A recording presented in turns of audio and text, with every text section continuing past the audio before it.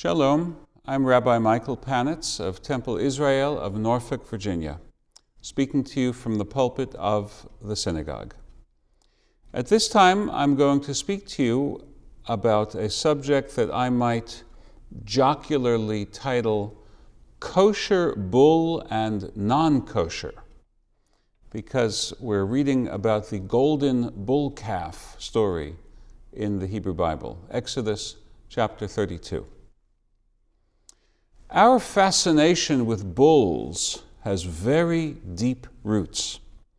In the old Stone Age, our early ancestors were painting them on cave walls.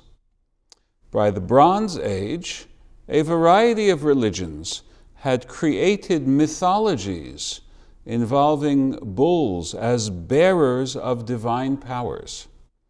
The bull plus art plus religion, a very powerful triad. In Judaism, the most famous episode involving bulls, art, and worship is the story of the golden calf. In that story, Aaron's artistic rendition of the bull triggers a crisis in which the Israelites nearly lose everything. But if we were to conclude from the golden calf story that Israelite religion had no licit place for the depiction of bulls, we would be incorrect. The author of much of the opening section of the book of Kings gives an elaborate description of Solomon's temple in Jerusalem. One of the details of that description is a large basin in the temple courtyard known as Yam Shel Shlomo, the Sea of Solomon. The enormous bronze laver stood on a base of 12 sculpted head of cattle, 3 facing in each of the 4 compass directions. And you can read that in the first book of Kings, chapter 7, verse 25. From the perspective of the biblical authors, Solomon found the sweet spot, associating the image of the bull with the central site of worship, but not turning the bull itself into an object of worship, not idolizing the animal. Solomon's enemy, Jeroboam, Yeravam in Hebrew, the Jefferson Davis of the Bible, got it wrong. This is the history as reported in the book of Kings. After the death of Solomon, the 10 northern tribes seceded from the house of David and brought Jeroboam back from Egyptian exile to serve as their king. Once in power, Jeroboam realized that the attachment of the Israelites to the Jerusalem temple would undo the independence of the northerners. So, quoting 1 Kings 12, 28 to 29. So the king took counsel and made 2 calves of gold. He said to the people, "You have gone up to Jerusalem long enough. These are your gods, O Israel, who brought you up out of the land of Egypt." Mark those words. Ele Elohecha, these are your gods. He set one in Bethel, the other one he put in Dan.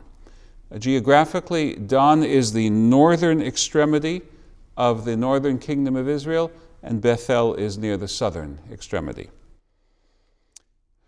We read the golden calf episode of Exodus first, following the order of the books of the Bible. But historically, as opposed to literary order, the story of the golden calf may well have been inspired by the religious practice in Israel nearly 3,000 years ago. Jeroboam lived after the time of Moses and Aaron, but the memory of Jeroboam's golden bulls may be older than the story of Moses and Aaron and the golden calf. In the story, is Aaron more like Solomon or like Jeroboam? One detail of the Jeroboam incident is altered in the golden calf of Aaron, and I think this is significant. When Jeroboam dedicates his idols, as we have heard, he himself declares, "These are your gods, O Israel. Here are your gods, who brought you up out of the land of Egypt." But when Aaron presents the statue of the bull, he does not make that declaration.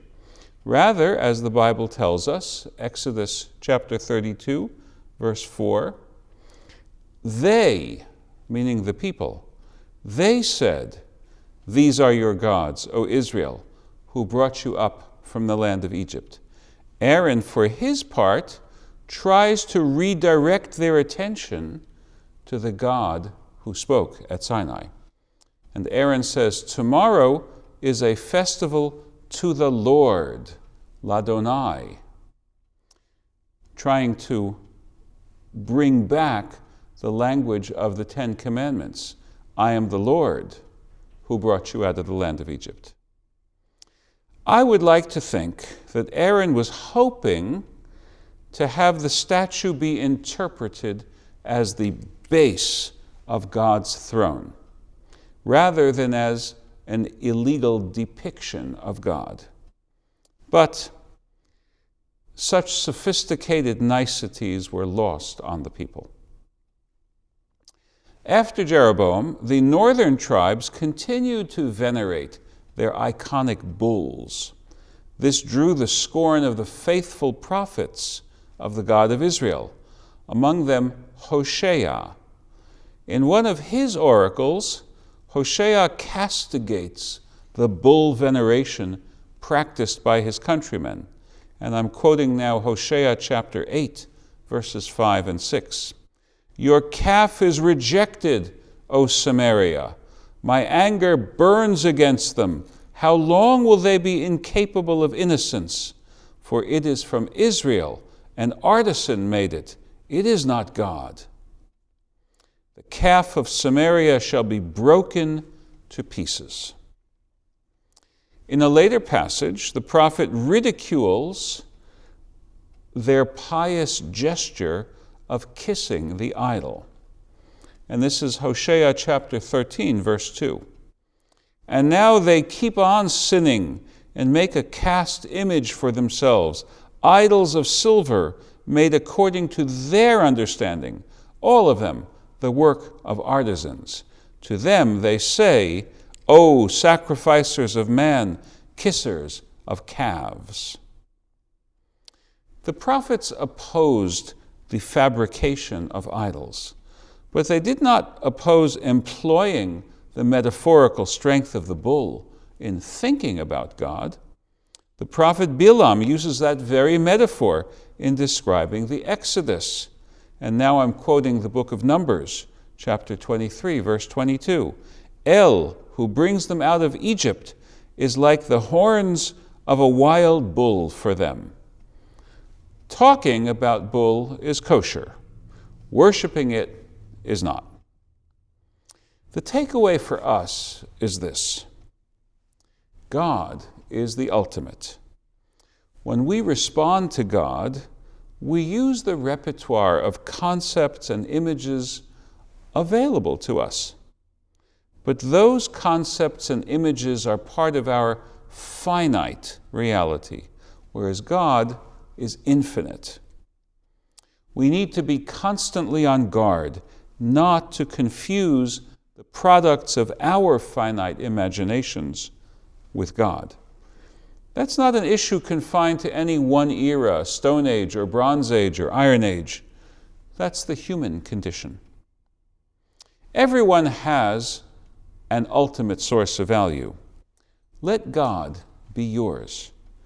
Don't go all in for less. To paraphrase the Robert Browning poem, let your reach exceed your grasp. That's what heaven's for. Shalom.